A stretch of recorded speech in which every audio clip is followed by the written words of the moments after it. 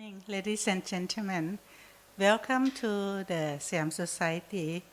I see some new faces today, so I just would like to briefly introduce that one of the missions of the Siam Society is to provide platform for intellectual exchange and dialogues among cultures and religions. So today's lecture, we are very pleased to have Dr. Krisadawan Metavikul, or in Tibetan name, Dr. Kalsang Dawa, with us today. Dr. Krisadawan is foremost expert in Tibetan studies in Thailand and also on the Tibetan Buddhism. She, apart from her secular education, she has completed advanced meditation training in the Tibetan schools from many famous Lama, and she is now president of the Thousand Star Foundation and founder of Krisadawan Retreat Center in Hua Hin, which provide meditation retreat in Tibetan style to those who are interested. So without further ado, may I invite Dr. Krisadawan to introduce us to one part, I think, of Tibetan Buddhism, which is on Tibetan living and dying. Dr. Krisadawan, please.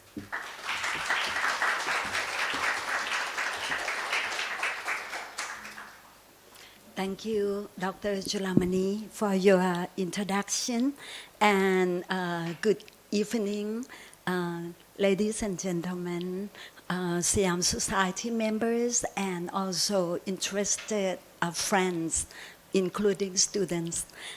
I'm very honored to be invited to give a talk here. This is my second time back to Siam Society.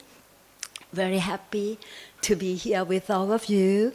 And the topic I selected is Tibetan living and dying. There are a few reasons. The first one is that out of my personal reason, in 1990, when I was doing my fieldwork in Nepal as a PhD student in Tibetan linguistics and anthropology, I was staying with a Tibetan family at Bodhanath, as many of you might know, in Nepal. And at that time, I was really interested in the topic of Tibetan Book of the Dead. When I returned home, then my life went into the academic field in Tibetan linguistics, and then took me to Tibet to do more research projects in Tibetan communities in China. But the topic of Tibetan Book of the Dead still, in my mind, and I wanted to learn more about it, and particularly knowing more how to prepare my life for what we will encounter one day, which is death and dying. So that's one thing out of my very first interest in Tibetan Buddhism. And the second thing, as I mentioned to you, even though we use the adjective Tibetan, living and dying is universal. We have to encounter it. And these days, a few dogs and cats in my life, in my family, die. So it's not only among human beings, as we know, but all lives. When we are born, we encounter death. So something we can learn from the insight from Tibetan culture, Tibetan Buddhism, which is so famous on this topic. And the third reason is that this year I published a book on the Heart Drops of Samantabhadra. It's a Tibetan text written in the 20th century. The book, I forgot to put this page in my slide, but this is the Tibetan text in the book, and there are 4 topics in this book. The last one deals with living and dying, about bardo. Any one of you have heard of the word bardo? Many of you have heard of bardo, which is the intermediate state between life and death, death and life after death, and also between rebirth and death, which is what we call bardo of living or bardo of life. We all now are in the bardo of life from the Tibetan concept of living and dying. So that's one of the most important topics in this book.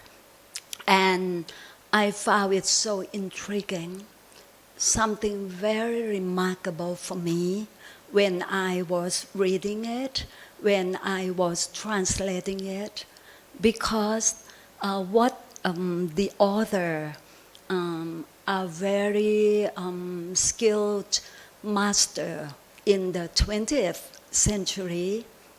The author's name is Shardza Rinpoche for short. We will have his long name later in the slide. He wrote this book. It's like, so lively to me, someone who read Tibetan.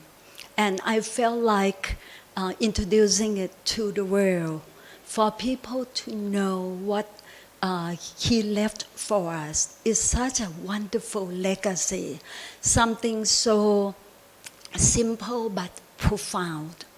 So that's why I chose this topic to talk to you. And I learned that many of you are very new to Vajrayana Buddhism or Tibetan Buddhism. And I also saw some faces who are in the field. But anyway, let me introduce you the topic as well as introduce you to Tibetan Buddhism. This is a form of Mahayana Buddhism, what we call the greater vehicle, emphasizing on love, compassion, and the union between compassion and skillful means. The union between compassion and wisdom, using skillful means. And one of the topics that Tibetan Buddhism emphasizes is on how to live your life meaningfully by learning to prepare yourself for the last moment of your life. So we are going to talk about their wisdom, the insights from this profound text. Let me go to some of the slides. The second page, sorry, I forgot that I have to do the job myself. And this is a symbolism of the first Buddha in the Tibetan Buddhist tradition. His name is Samantabhadra. The Tibetan word is Kuntu Zangpo. If you go to Tibet, go to monasteries that emphasize on the path which is called Dzogchen. Is the path of practice related to your primordial mind, related to primordial wisdom. Then you will see his figure in this kind of a picture which is drawn from a tanga, or you will see his statue. But actually, this is a form of Buddha which we call Dharmakaya, the form of Buddha who is a symbol of the vast expanse, like the sky. So you see his color in blue, which represents like the sky. Dhammakaya is the ultimate body of Buddha, the ultimate body of enlightenment. And in our tradition, this ultimate body is in each one of us, and not only among human beings, but among all sentient beings. All of us have the state of Dhammakaya, or what we call in Tibetan Kuntu Zangpo, which means all good. Everything is good. Nothing is imperfect. We have perfection in us, only that whether we know or not, that we have that perfection. So in the Tibetan Book of the Dead, or the field related to Tibetan living and dying, usually the text will bring you to the ultimate enlightened state, symbolizes as Samantabhadra, as you see in the picture. And he doesn't wear any clothes, no ornaments, nothing, to symbolize that we are all ultimately naked. But out of nakedness, we find our true self. And his hair is long. If you don't cut your hair will keep growing. So show you the nature of yourself. Okay, so the next one.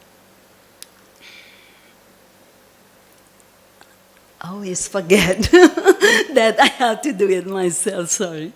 So the book that I'm introducing you, sorry that this is in Thai, but we have the English version, which is not my translation, but is a commentary by Yongsin Tenzin Namtak Rinpoche, which I have the book with me as well, if you like to see it later on. So this book talk about the enlightened state, the heart of Samantabhadra, which is in each one of us. Maybe we say we are not in Vajrayana Buddhism, and some of us may say we are not even, we don't call ourselves Buddhist. But whatever you call yourself, whatever practices you are engaged with or live your life with, according to the Dzogchen tradition, you have the state of Samantabhadra in you. Okay? And the text in Tibetan is Kunsang Nyingtig, referring to the enlightened heart, enlightened energies in you.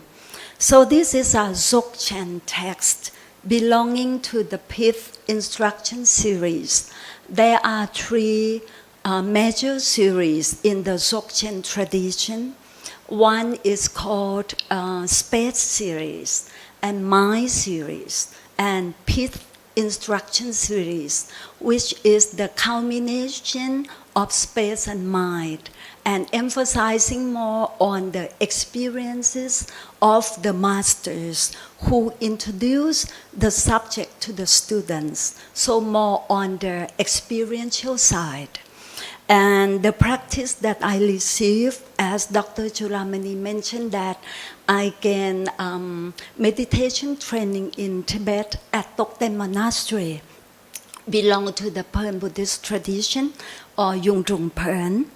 And the text composed by Shardza Tashi Gyaltsen Rinpoche, who lived from 1859 to 1934, and he attained rainbow body, the result, the ultimate result of Dzogchen in 1934. I'm not going to talk about rainbow body now, but later during the question and answer period, if you'd like to ask about it, you are welcome. And I also have a book, Rainbow Body, which I translated from English into Thai for those who are interested. So let's go to the next page. This is Shardza Rinpoche, who composed this book and very near to us because he's the root master of our root masters. So I show you his picture. And there are 4 topics, or you may call 4 discourses or 4 books in this text, because they are not exactly related in the sense that you have to read chapter 1 and then go to chapter 2 and 3. But in terms of practice, they are related in the sense that you practice the first one first, Rushan, called Rushan, and after that you practice Trekshut and then Tergal. And then that's finished the Dzogchen path. Okay?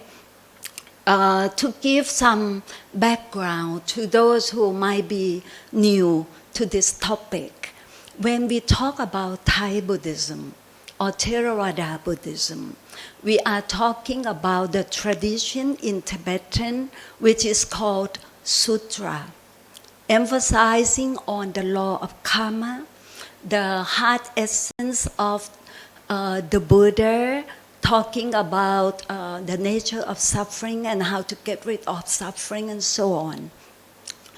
And then in Tibetan Buddhism, we have another special path or practice called Tantra, talking about how you get rid of suffering by turning defilements or afflictions into wisdom. And in Tantra, you get to see so many deities. You learn about so many names of Buddhas, from peaceful to wrathful states.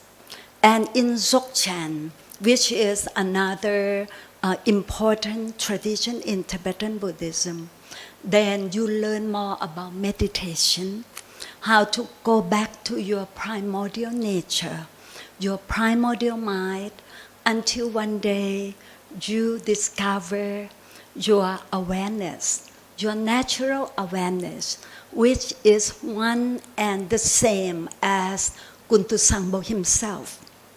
So that to give you some idea what we are talking about, and tonight I'm talking about Dzogchen mainly, and this text is a Dzogchen text. There are 3 important topics related to Dzogchen in this text. The first 3 topics, unfortunately, we don't have time to go into detail to talk about them tonight, but we will skip them and go to bardo, the 4th one. Bardo is, Rinpoche said, those who have gained Dzogchen teachings but haven't practiced it until you gain enlightenment, you will need bardo instruction. So bardo is for everyone, for all those who feel or all those who need to practice more until you gain enlightenment. So the 4th topic is for the general audience. The first 3 are more for practitioners. And all of them, to me, if you learn, you gain something really special, so wonderful. And it's amazing that the text now in Thai, so Thai learners could benefit from them. And also we have 2 versions of English translation of this text already in the field. So bardo is the topic when we talk about Tibetan Book of the Dead, or, in more general term, Tibetan living and dying. When we talk about this topic, we usually talk about bardo. and then we see our life anew. Usually Buddhists see themselves in the cycle of samsara. You know, you live your life, then one day you die, and then you get to be born again if you haven't gained enlightenment, like you haven't gained nirvana, you will be in samsara again. But as a practitioner of Tibetan living and dying or Tibetan Buddhism, you see your life in a more specific way by looking at your life as part of the bardo cycle. So it's not only the cycle of samsara, but it's a cycle of 4 bardos, which I will explain later. So this concept offers a powerful method for liberation for those who have not yet realized the nature of mind during life. So that mentioned in the text. And at the same time, you know, when we talk about dying, death, dying, we feel that the world is like dark.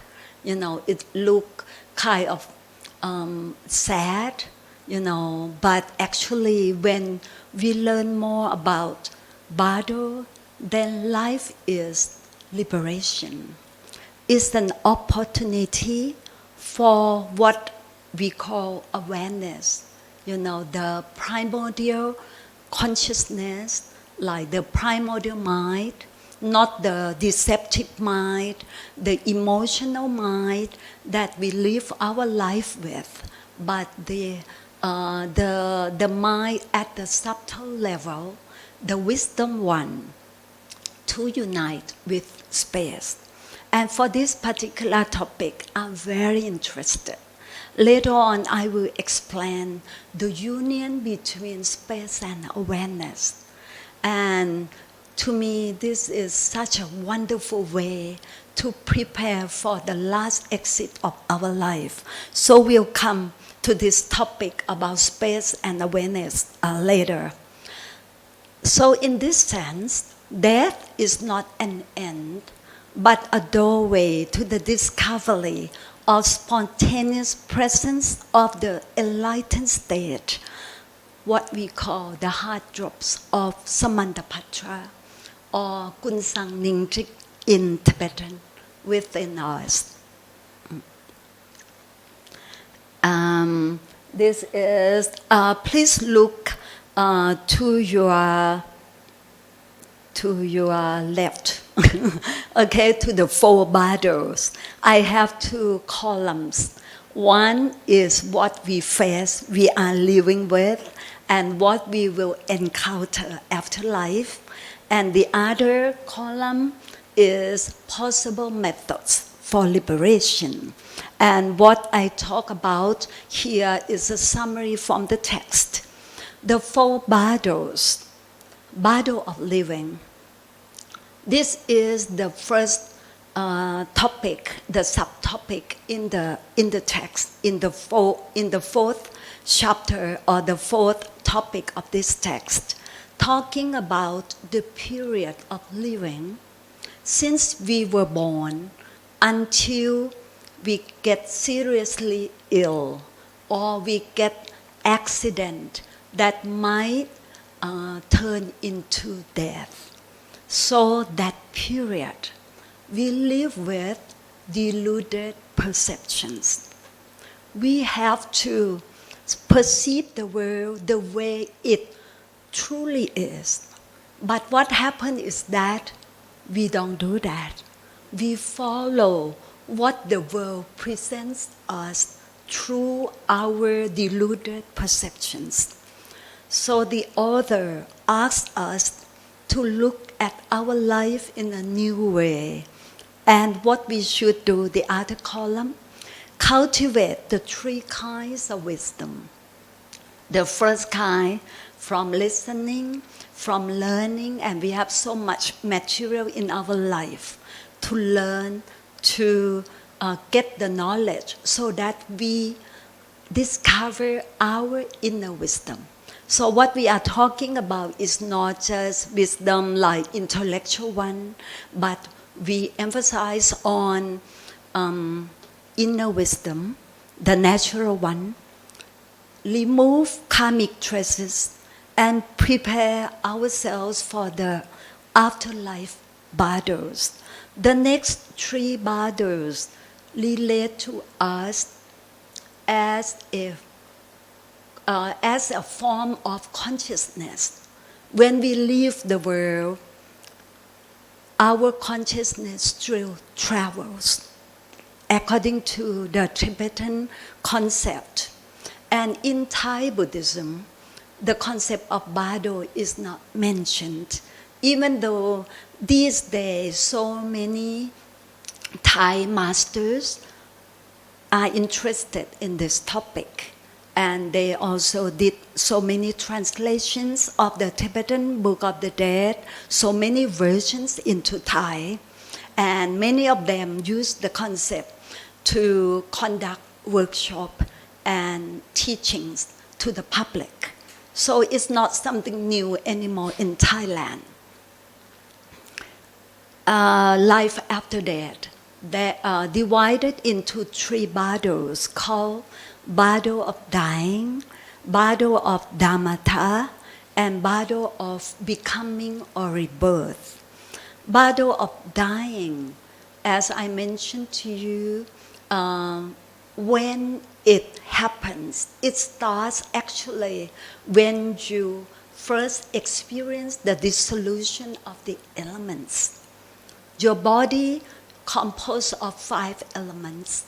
When the body experiences these, the dissolution of the elements, it means you are in another bardo, not in the bardo of living anymore. And the end point of this bardo is what we call death.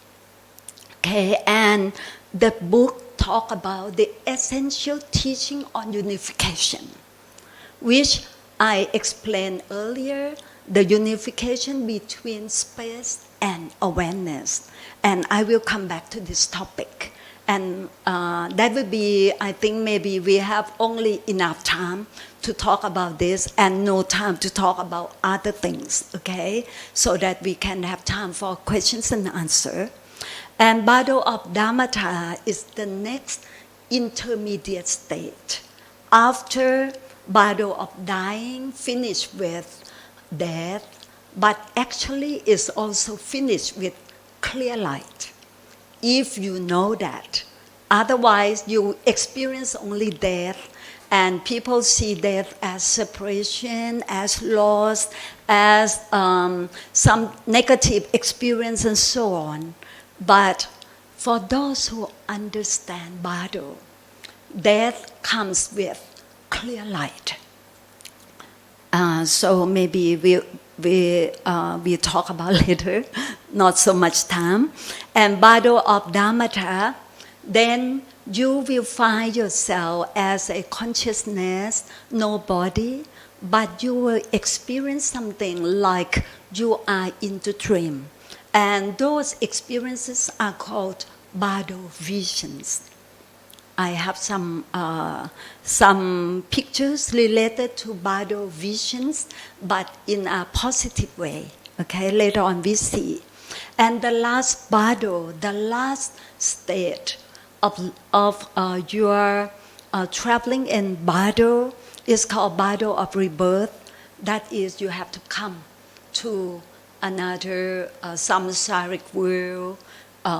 You might be born as a hell being, a hungry ghost, animal, demigod, human, or God, and 6 realms, as we talk about in all forms of Buddhism. In all traditions of Buddhism, we agree on the 6 realms of samsara. And the other side, the other column, the essential teaching on unification, the practice of Shito deities, and the unification. She referred to peaceful and Tro refer to wrathful. And taking rebirth to the self-emanated realms. So I go back later if we have time, okay? So let me skip this part and show you this. If you see a picture like this, it means you are introduced to the concept of bardo in Tibetan. And this picture refers mainly to the second bardo, the third bardo, the bardo of Dharmata. You know, the one we talk about, bardo of Dharmata, manifestation of the bardo visions. If you understand, your body is full of enlightened deities. If you, the body after death is like, it's not a true body, right? It's not the physical body we have. It's a mental body, and we have practices called Chitro practice to gain control of your body, so that you feel that you have body in the bardo after death, but you can still do the practice more. So that's part of the things that I like to show you, that there are so many figures, so many symbolisms for us to understand. If we see all these things, it means talking about bardo, talking about liberation from bardo in the Tibetan Book of the Dead. I'm sure many of us have already read the English versions of Tibetan Book of the Dead by many traditions, and many of us say not so easy to follow that text because it's full of symbolism. As I show you, a lot of symbolism here, but it's so important for those who are studying or doing the practice related to Tibetan living and dying. Our body, particularly the heart chakra, is the place for peaceful deities. And the skull is the place for the wrathful deities to manifest. If you have heard of a Tibetan cremation of an important master, they will be cautious not to burn the skull.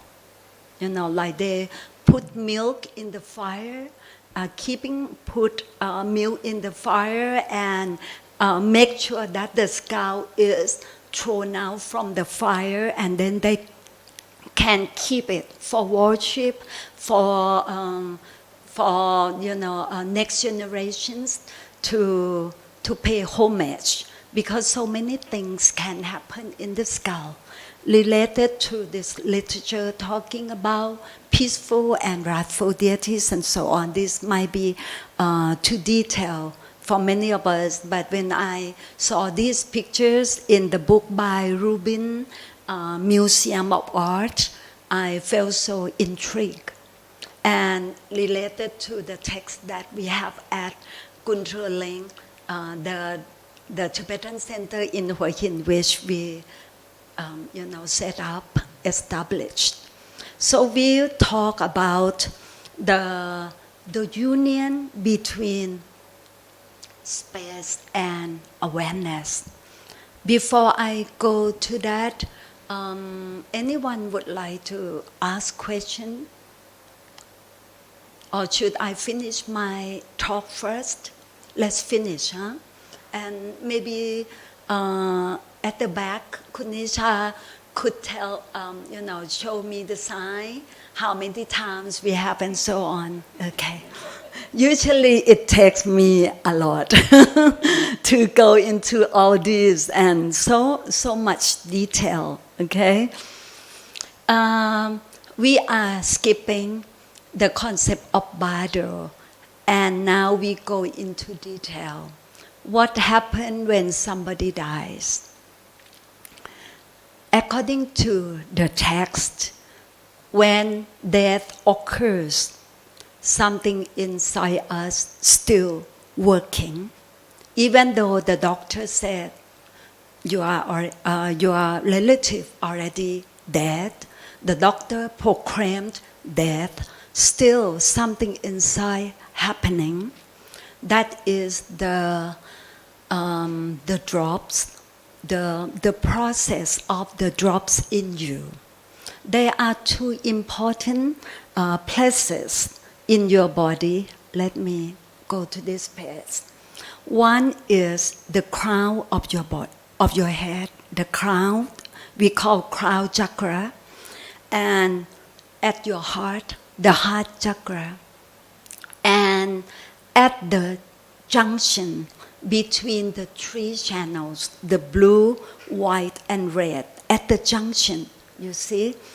So these are three places that energies which are called drops, like very subtle energies in our bodies will come together. At the crown, the energies which is called the bodhicitta drop, from the father's side. Before we were born, there has to be conception between fathers and mothers. So the father's side, the energy is still here, according to the Tibetan concept of living and dying, and the mother's energies at the junction.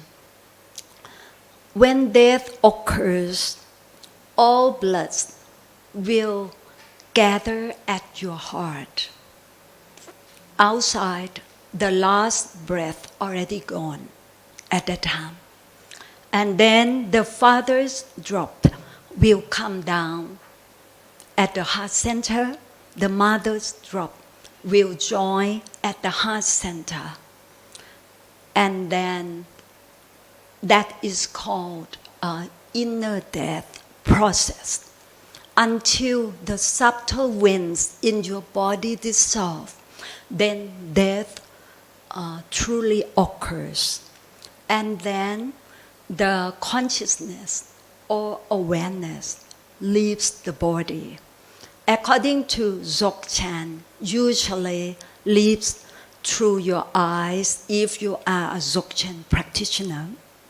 But if you gain enlightenment, consciousness will go from the crown, as you might have heard of the practice called phowa.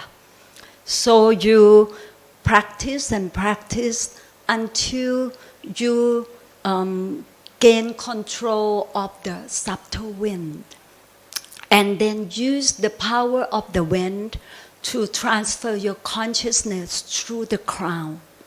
And from there you unite with space. Always awareness, space, and the breath. You use the breath or the power of the wind for you to be united with space. And space is called Kuntu Zangpo, Samantabhadra. Another side of you, which is the wisdom side, the enlightened side of you.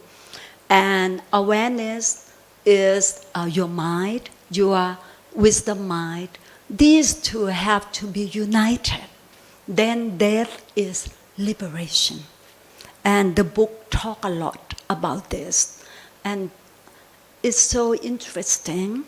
And so usually, we are not so mindful about our breath, and we don't relate so much to space. But here, space is emptiness. You don't have to find emptiness where else. You don't go to temples, go to caves to meditate to find emptiness. Emptiness is everywhere as long as you can see space as emptiness. and you mingle your mind, the pure side, not the one that goes after emotions or thoughts. You mix or mingle or integrate your wisdom mind with space. So space is like mother, and your awareness is like the child. Death is actually a victory, the union between mother and child. When mother and child are separated, is tragedy in the world. It's so much sad and separation, and we've been separated from long time ago. So death is a doorway for us to find our real mother by relating with space. And so the text called this is the unification, the essential teaching, the instruction for anyone who wants to liberate at the time of dying. When the drops come inside you, you integrate with space. Or even while you are on your bed or on your sick bed at home or whatever, you can relate with space. And that's why the technique is called the practice of gazing with space. The integration, the unification of space and awareness. And it sounds so simple, but we usually forget it. At our center in Hua Hin, we try not to grow so many trees, even though it's so hard not to help them like that, like big trees, because we want people to see the sky and gaze with space. You can gaze with space like this, but still, it's not like when it's open air. You practice better, particularly beginners. So we like to encourage people to look at space, actually to look at your own mind. Space is like your mirror. The qualities that the space presents, you have in you. Sometimes you feel bored, angry, sad, disappointed, anxious, so many things that you feel in a day. We are not talking about our life. Only in a day, we have so many emotions, so many feelings.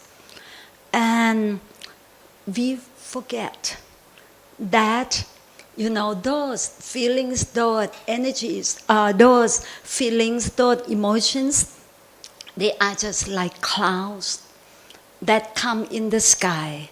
They come and go. We just be with the sky, not with the clouds. So this is the technique presented in the text. It's really powerful, it's really important. And the text also talk about the practice to recognize the visions of bardo and so on. We skip that, okay? It's a lot of detail there. And phowa, which I mentioned already. There's a technique in Dzogchen. This picture is from the book Rainbow Body by Serendia Publication. English version by Loel Guinness, and from that book I translated into Thai. Very beautiful pictures and very useful for those who are Dzogchen students. One day they will learn this technique, which is called Tergao, the crouching Luchi, the hermit. We sit like this and we look. The picture might get down might be too low to me. Like you look downward at space and sunlight, but actually you are looking at your own mind. And very good news, we are going to build retreat cabins at our center that has a roof to support gazing. You can bring the sunlight and then turn into the mirror to see clear light in your mind after you get the instruction. So that's something we plan to have. And fortunately, we have a lot of sun, quite hot, a lot of sunlight. So we can rely on this technique. In Tibet, I heard that many practitioners have to use candlelights because it's difficult. It's too cold in the morning to go outside or late evening. But for us, I think the weather is really suitable. So you can practice meditating without sitting like cross-legged. Here, if you have problem with cross-leg, this is a good choice, okay, in the future. And we, in this text, also talk a lot about the drops, like in the book called Heart Drops. You know, it's like the energies of clear light. And you will see them, you will perceive them when you apply the technique. So to me, Dzogchen teaching is so scientific because you experience by yourself and you can tell whether it's a deluded perception or it's a pure perception of clear light or not. And you know, in the drops of clear light manifest the forms. And that's why we have so many deities. So if we go into detail, into the practice itself, then so many things to talk about. Particularly, we practice all of this in the 49-day dark retreat, no light at all, in a dark room. If you apply Dzogchen methods, you will experience clear light in the form of essential drops. And if you are advanced practitioners, you might experience deities, Buddhas, or something else in the drops. But there is a system, not something from your karmic traces or from your conceptual mind. Okay, and that's just, I thank all these texts that I benefit for the slide. So that's it. I think maybe I talk a little bit about space and awareness, and then we take questions. Yeah. Thank you. เหลือเวลาเท่าไหร่นะยังมีอยู่นะอาจารย์ไม่เป็นหรือว่าเราจะกลับไปหน้าแรกก็ได้นะ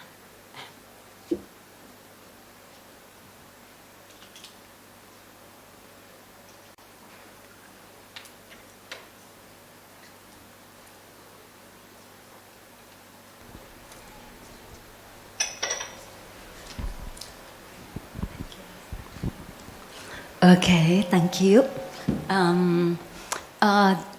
What I like to say a little bit more about the analogy of mother and child, unification between space and awareness.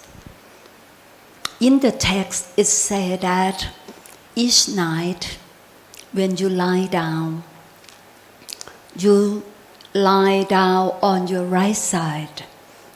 You know, we call the lion lying on the right. Okay, the lion sleep posture or the same posture as Lord Buddha. And then you think that it's like the last day of your life.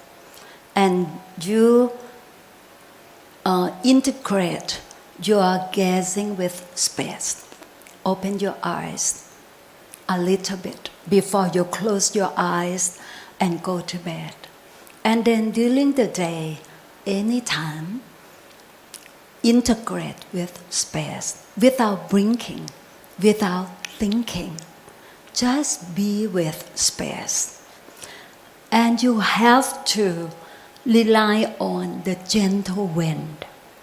That is, your breathing has to be slow and gentle. If you, if you get upset with something and try to look at space, it doesn't work. You have to be relaxed and interact with space without analyzing it, without commenting it, without talking to yourself. The silence is the best. Just be with your true nature. Integrate your awareness with the mother space. So that's the essential teaching of the bardo text. And so I think I stop from there, and then I take questions.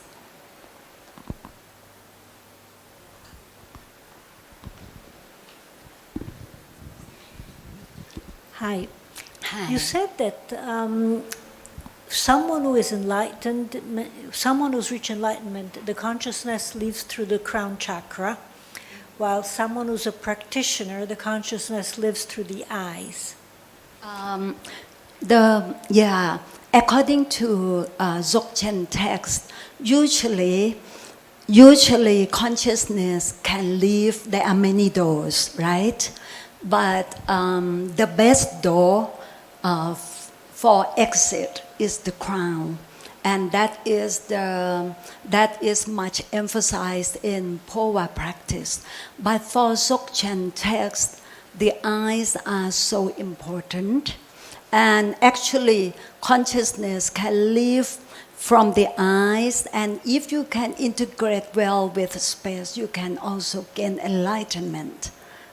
My question is, how about normal people who are not practitioners or maybe not even Buddhist? The consciousness leaves from where? There are many doors, as I mentioned. Well, for Dzogchen perspective, usually live from the eyes, but consciousness may live like to nostril, mouth, ears, any hole in your body, and down at the sexual organs.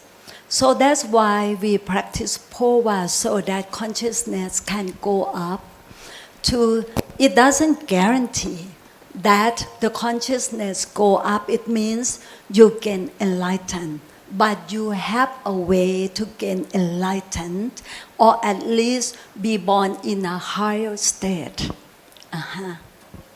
Okay.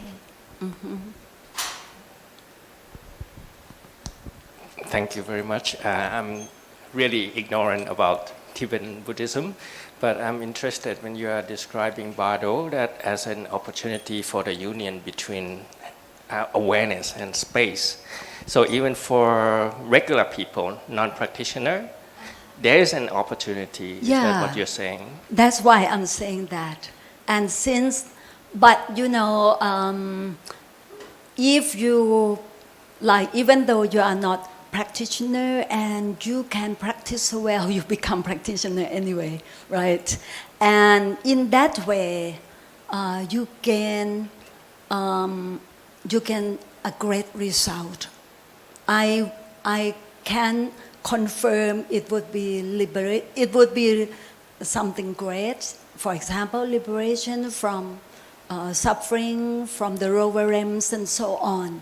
The text mentioned about applying Dzogchen methods to gain liberation, and this is one of them.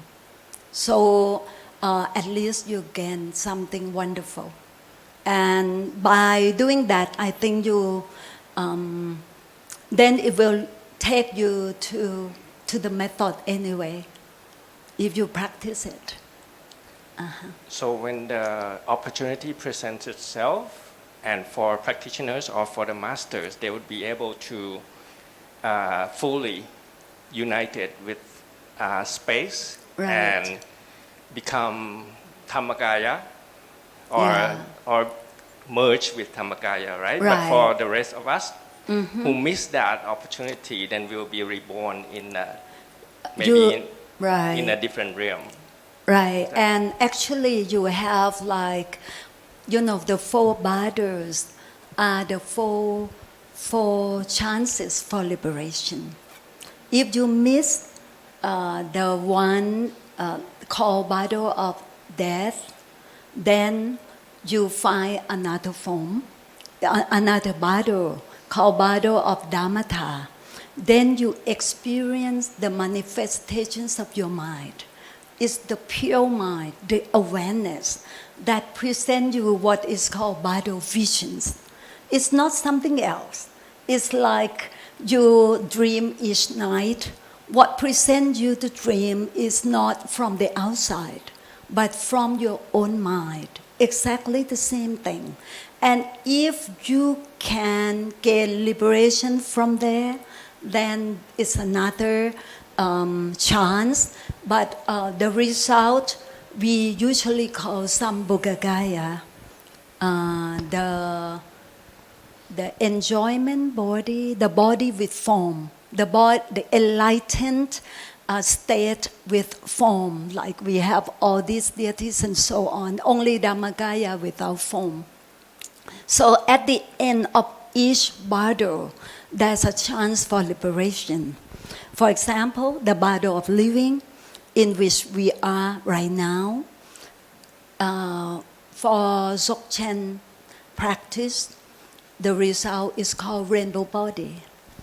But it doesn't mean we'll get it. It's not easy to get it, but we have that opportunity. Mm-hmm.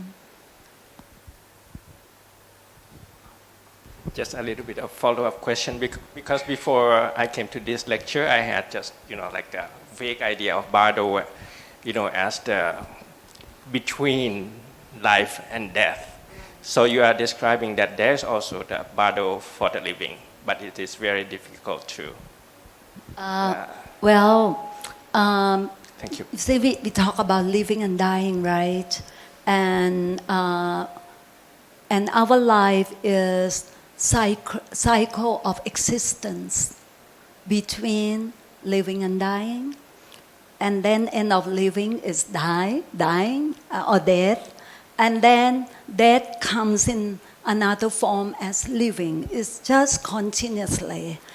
But in Tibetan conception, we can just call this life, is no problem.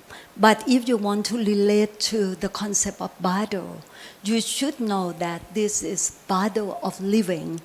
That's it. So that you know, everything is bardo. It's just the period, temporary period. We are in a temporary state. One day we get liberated from this temporary thing. But we have to be careful, to be mindful, and do so many things to get liberated from it. Otherwise, it keeps taking us away from who we truly are. Mm-hmm. Thank you so much for this lecture and for everything you shared. A very practical question. So if one day we get liberated, we receive that enlightenment, how do we understand that happened? I don't know if anyone is at that stage already. Well, if you get that, then you understand it. You yourself will understand, and there will be signs.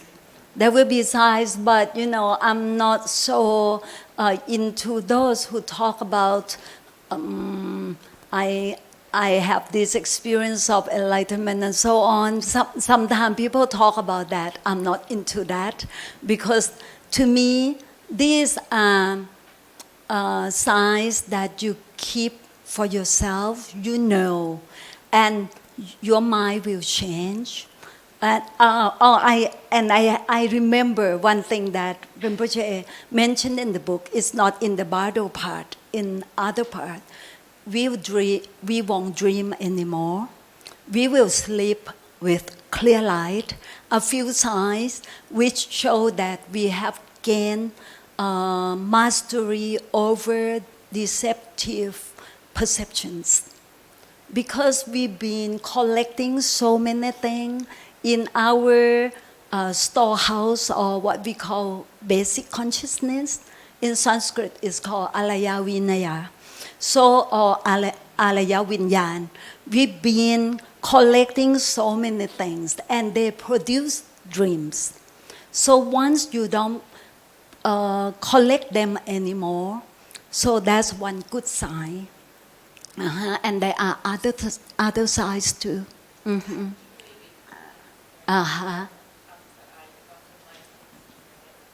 Pardon, I maybe use microphone. I'm sorry, couldn't hear well. Sorry, just a follow-up question. But once the enlightenment is received, I keep living on earth, but different way, or? You will be you'll be the source of hope and inspiration to so many beings, and you will do much more for other people. Now there are so many things we like to do for this world, for other people, but we might not be able to do so, beyond our limit. But if you can enlighten, I'm sure you will do much more. You will have the ability. It's like a great doctor can cure many illnesses, the most difficult one, the most challenging one, and never selfish, always like a compassionate being, in the sense of compassion, true compassion. Thank you so much. Thank you.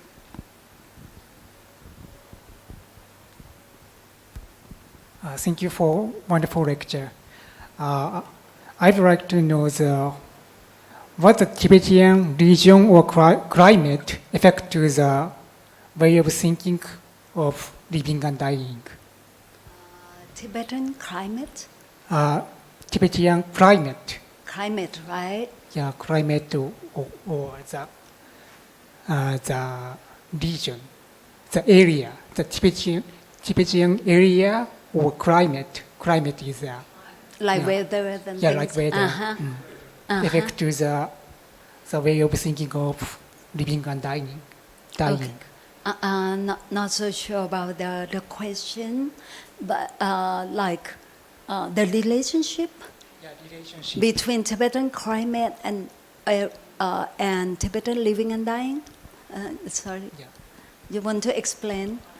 Yeah, thank you. No, I have very simple, maybe unrelated to your topic, but how do you think about the reports of near-death experiences? Okay. How do you think about that? I mean, in relation with your research work. Okay, thank you. I come back to your question after answering to his. Tibetan climate, this topic has been a great issue in these few years, in the past decade, particularly when we talk about global warming. Tibet is the source of waters, the great waters of Asia, and if environment is destroyed, then water is destroyed, then we are in big trouble. So what's happening related to Tibetan environment and climate relates to all of us, to relate to the wider humanity. And I'm not so sure whether it's the point that you want to ask. So for our concept of Tibetan living and dying, definitely it deals with all these issues, about life and about compassion. This is really one of the main things that the Tibetan people live their life full of compassion and wisdom, taking care of the environment. Because if climate has some problem, then it creates a lot of suffering, not only among the Tibetans. We have Tibetan person in the room, Ajahn Yenden. He's from Amdo, and he's been talking to me about Tibetan climate, about certain part of Tibet, the weather changes, about the source of waters, and what happening like to the Mekong, the source of the river, Kong River in Eastern Tibet. And now, we experience some problem of Kong River here. So all related, interbeing, connection between environment and everything. I'm sorry, not sure whether that's what you asked or not. Okay, and thank you very much. Thank you. And related to your question about near-death experiences, this is something not talked so much among the Tibetan people, but what they talk is somebody already died, like the pulse not working, but the body doesn't get into decomposition and then come back again. We call telo, return back to life, and then talk about meeting some people in hell, and meeting relatives who pass away and suffer a lot in the life after death and so on. So for that, talk a lot. But in modern days, we've been having reports related to near-death experiences, like from the West, and also in Thailand. This is something has been mentioning. And many people share with me, not ask me, but share with me that what we learn in Tibetan Book of the Dead has something to do with the reports from near-death experiences. For example, they talk about the dissolution of the elements, like the order is quite similar that is mentioned, and talk about seeing light, something like that. But me, myself, not go into detail in all those. Mm-hmm. All right. Thank you very much for this lecture. I'm glad someone's talking about Vajrayana Buddhism. I have 3 questions for you. First, you mentioned about rainbow body. Right. Because this is about near-death, and I think the spectrum of when you gaze into nothingness to the space, which is the second question. There's sutra in Vajrayana and Mahayana that doesn't appear in Theravada Buddhism, which is the Heart Sutra. Can you explain why we didn't have that? And the third one is about environment. We went to Mongolia, and in Mongolia they don't consume young animals like lamb or veal. They let the animals grow until they mature, and after that, of course, when they mature, you can eat or consume them in many ways, like using their fur, for example. Is this the influence from Vajrayana Buddhism that went all the way to Mongolia? That's the third question. Thank you. The third one, I don't think is related to Tibetan Buddhism. No. The concept of, I think, taking animal as meat everywhere, not only in Tibet. Actually, in Tibet, even though very few people are vegetarianists, they do not take meat. but they emphasize on not killing. So among the Tibetan themselves, they won't kill, and there are efforts in,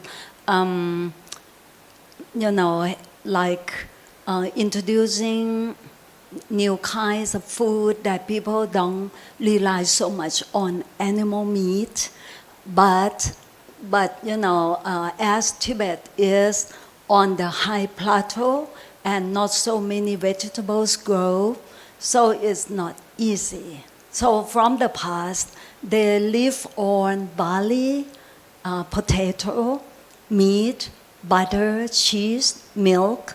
So that's still the way they live their life until now. Ajahn Yanden is an example. Even in Thailand, he still eats barley and loves Tibetan butter and cheese. Not like ordinary butter, but it has to be from Tibet. Tibetan cheese, something like that. So it's the habit. But I don't see the relationship between Mongolia and Tibet in this case. Even though Mongolia adopts Tibetan Buddhism around the 12th or 13th century or so from Sakyapa Lama master. And from that time until now, and Mongolian people, as I have read, they used to be like warrior. So now they are more compassionate, more loving, and not into killing because of Tibetan Buddhism. I think that's the legacy they get from Tibet. and I'm sorry, the second question, let me go back, about the Heart Sutra, about emptiness. When we talk about space, we are not talking about emptiness in the sense of nothingness, but we are talking about like empty and at the same time full of energies, clear light. That's what we call. So in our understanding, emptiness and spontaneity, spontaneous perfection always together. When we talk about empty, we are not talking about total black and nothing else. We are talking about energies that present themselves, but at the same time, they are innately empty. The Heart Sutra is from the Sutra, it's not from Dzogchen will. Might refer to emptiness more than the union between space and awareness, and more than and not so much emphasizing on clear light. The first question I forget. I'm sorry. Rainbow body. Yeah. So what about that? Okay. Could you please explain about the rainbow body that you mentioned before? Rainbow body is the fruition of your practice. And we find this only in Dzogchen tradition. Among Tibetan Buddhist traditions, only Dzogchen has the practice that can lead us to the state of rainbow body. And that happens when at the end of your life, your body dissolves into light, and that is clear light.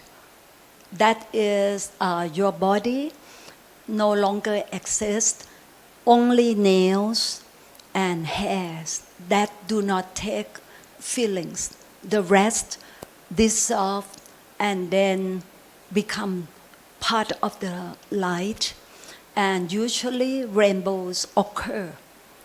Even though there is no rain, or keep occurring day and night in various forms. Sometimes like, over as we usually see, but sometimes very near, and low, and all sorts of rainbow lights. That's why it's called rainbow body. Actually, it's the body of light. And we have the drops of light in all of us. These are the natural drops. And if we practice related to clear light, one day this body doesn't dissolve like ordinary beings that just decompose.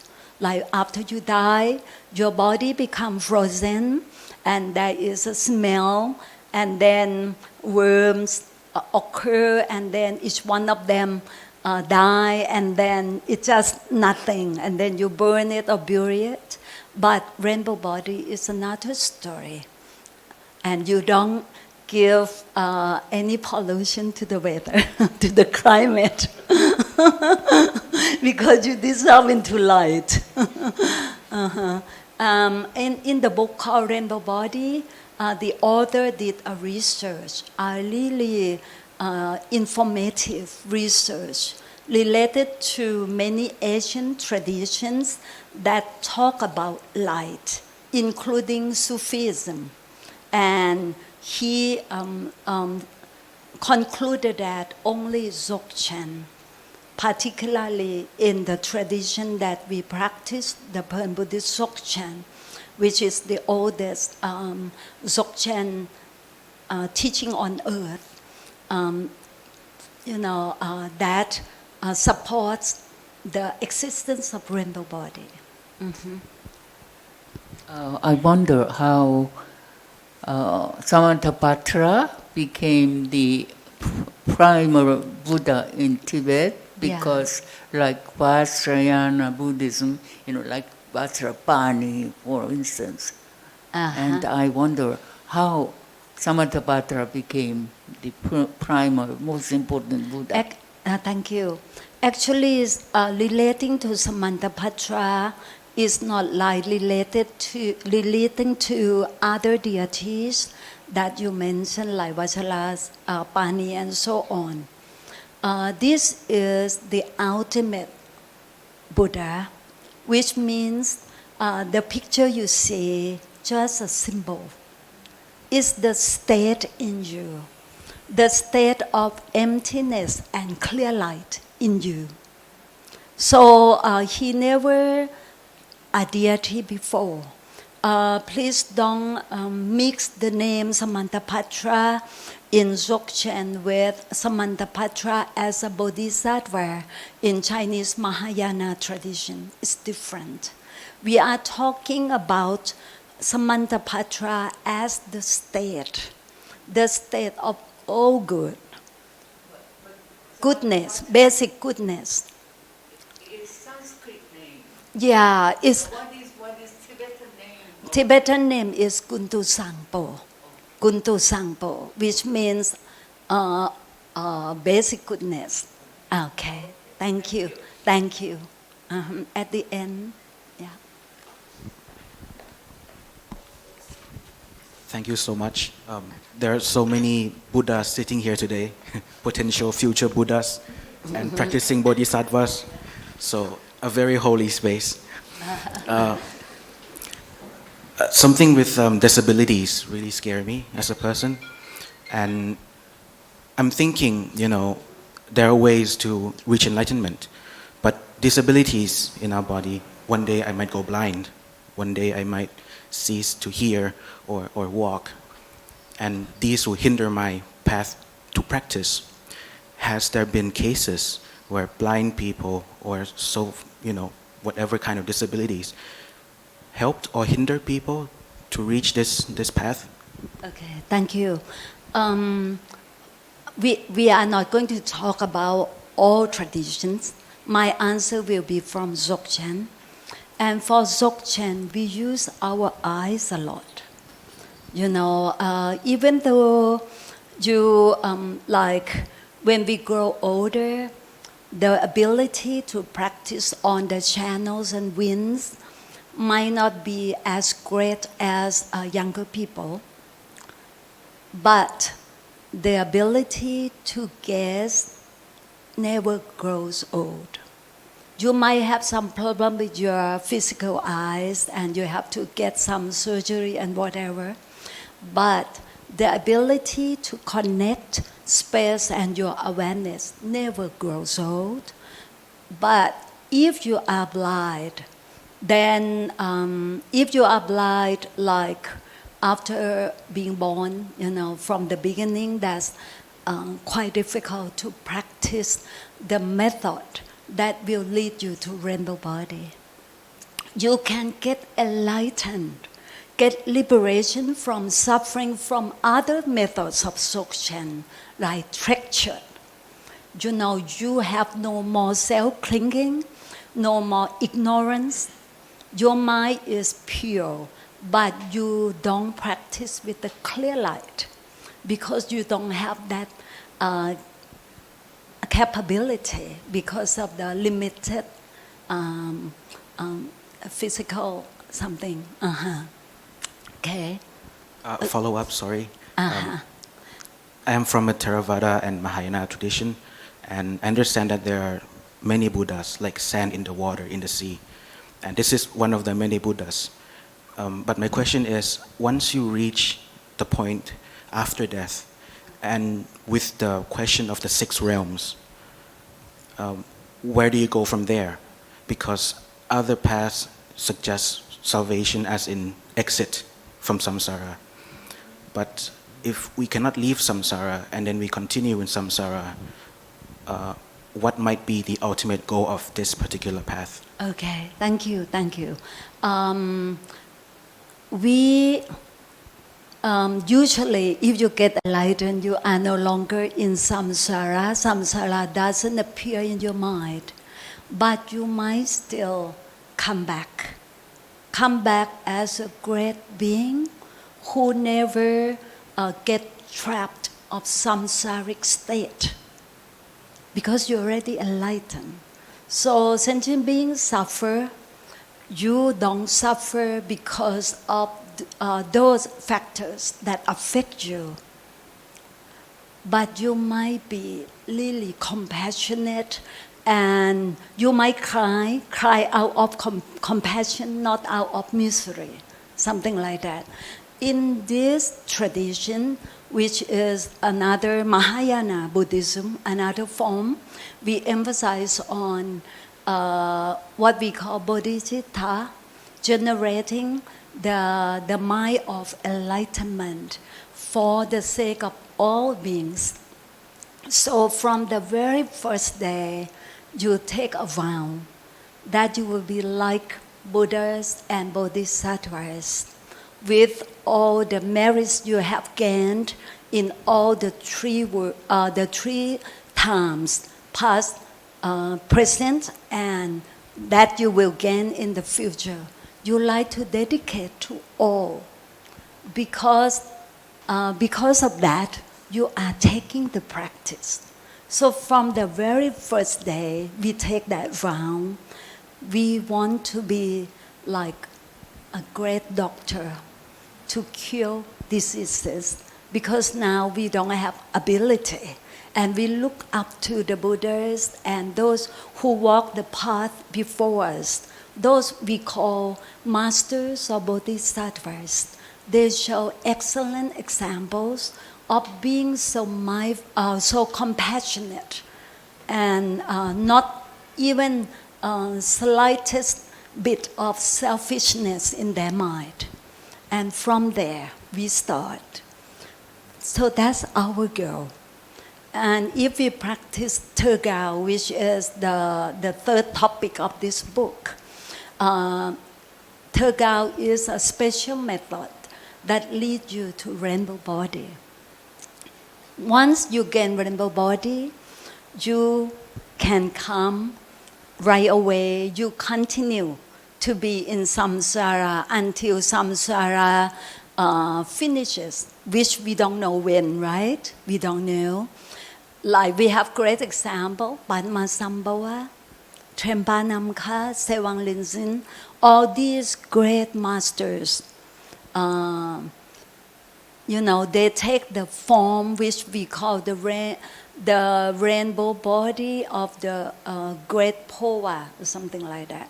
Great phowa rainbow body, which means they can be in samsara as long as samsara continues to exist. Like they are like shepherds. the sheep go first to home, and then the shepherd come at last. So as long as we live in the samsara, they will be here. That's why their practices are famous. We relate to them because they are so kind to be here. And we are like the sheep to go home first. Mm-hmm. And related to the topic with eyes, the importance with eyes, there's a great yogi. He mentioned that while practicing the perfection of generosity, which is one of the the first perfection of Bodhisattva path. There are 6 of them, like generosity, morality, patience, and so on. So while practicing the practice of generosity, he said, you can take any part of my body, but leave the eyes for me to see my true self. So that's to show you how precious your eyes are. Thank you very much for your talk. I'm very new, so I have a few questions, and I'm still trying to digest your talk. Firstly, I think there have been accounts of people when they are almost dying, they suddenly have this surge of energy. So I'm wondering whether this phenomenon has been accounted for in the Tibetan Book of Living and Dead. My second question is, when does dying begin? When do you know when you are not in the phase of living anymore and you're starting to die? And thirdly, I wonder whether your consciousness is maintained. For example, if you're already in the dying phase, do you remember your life? Or when you start seeing visions, do you remember what has happened before? Thank you. Okay. I will need someone to help me, remind me of all these questions. I can remind you. Let's get back to number 1 first. Let's one by one. That will be great. Yeah, please, okay. Again. So the first one is, there have been accounts of people when they're almost dying, they suddenly have this surge of energy. Mm-hmm. So very, very ill people suddenly having the energy to speak again. I'm wondering whether this is accounted for, or is there an explanation for it? Okay, the thank Tibetan you. view? It's, as far as I know, it doesn't mention in the book. Actually the term Tibetan Book of the Dead or Tibetan Living and Dying, there are so many books, okay? It's more like a genre of literature rather than the name of one particular book. And as far as I know, it doesn't talk about this, but by talking to Tibetan people, they usually mention that at the end, almost at the end of dying patients or older people who are about to die, sometimes they seem to be well. They become active again for a few days. So we have to be careful. It doesn't mean that they will be fine, really, but it might be the end of their life, and they have my phone, sometimes the battery is about out, it's red, and I can't do anything, cannot, check any line, and then I just don't touch it for a while. Then I look at it again. Oh, it just works. I thought it's already finished, but it's still working. So not quite sure whether it's mentioned in the literature or not. I never seen it. But what is mentioned in the literature is advice for us what we should prepare our mind when light starts. We will experience physical signs of dying. For example, when the earth element is dissolving into the fire element, into the water element, what happens is we cannot eat, we always lie down. The outward moving wind that could help us swallow food doesn't work anymore. So many signs that happen that doctors and nurses and caretakers also experience. But in your mind, you will experience inner signs.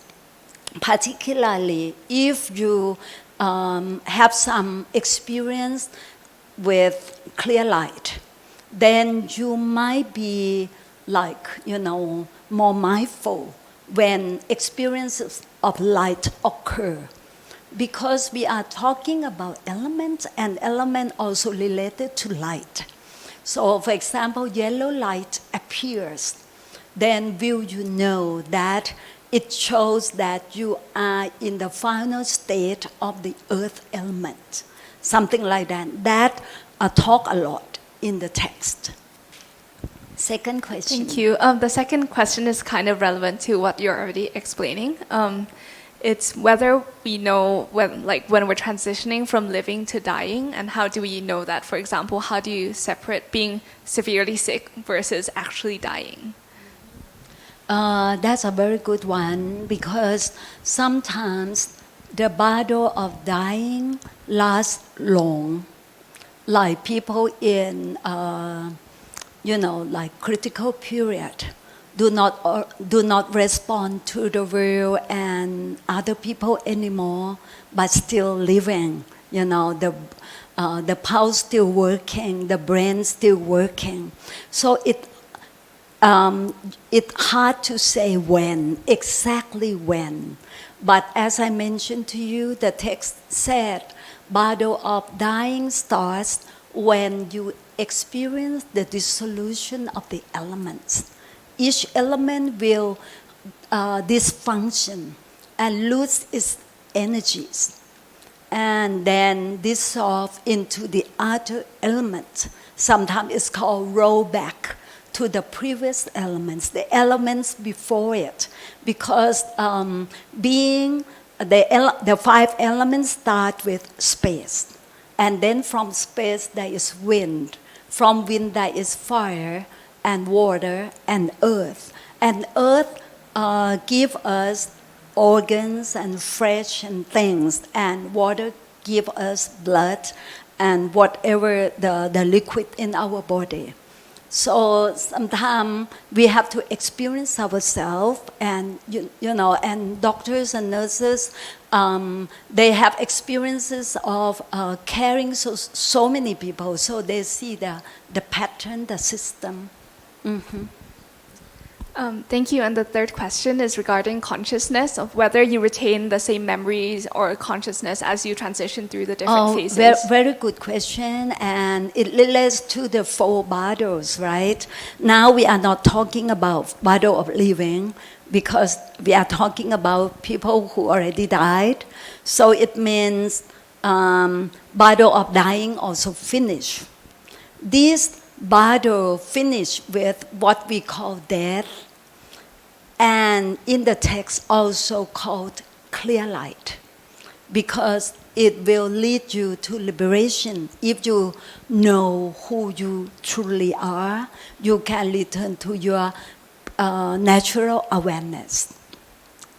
Otherwise, your awareness will experience the next state, which is called bardo of dhammata, and you become like the mirror that has so many reflections that at that time you have no memory of who you are, and we can't tell how many days after death.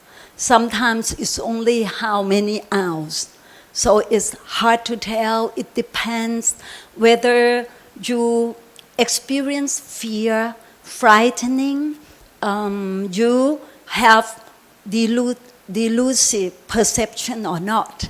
If you do, then suddenly that bardo will end, and then lead you to the next one, the bardo of becoming. This is your last chance before you get rebirth. And it means you will get rebirth unless you remember pure realm, like the pure land of Amitabha Buddha, and you have strong intention to be born as a human being in a noble family, that you will come back to the world as a bodhisattva.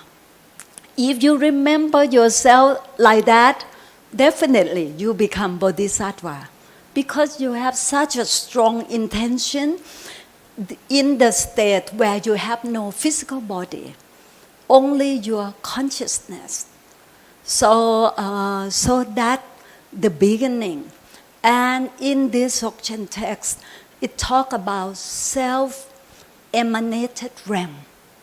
You know, the Pure Land, which is emphasized in the sutra, actually in you, in the bottom core of your heart, your mind. If you return to your awareness, then self-emanated realms will appear. So for Dzogchen, the Pure Land of the Buddha of the 5 families that we talk a lot in the sutra is not up in the sky, somewhere far away, like Western paradise of Amitabha Buddha, but it's in your mind, in your own awareness. And you will be there until the time comes that you will come back.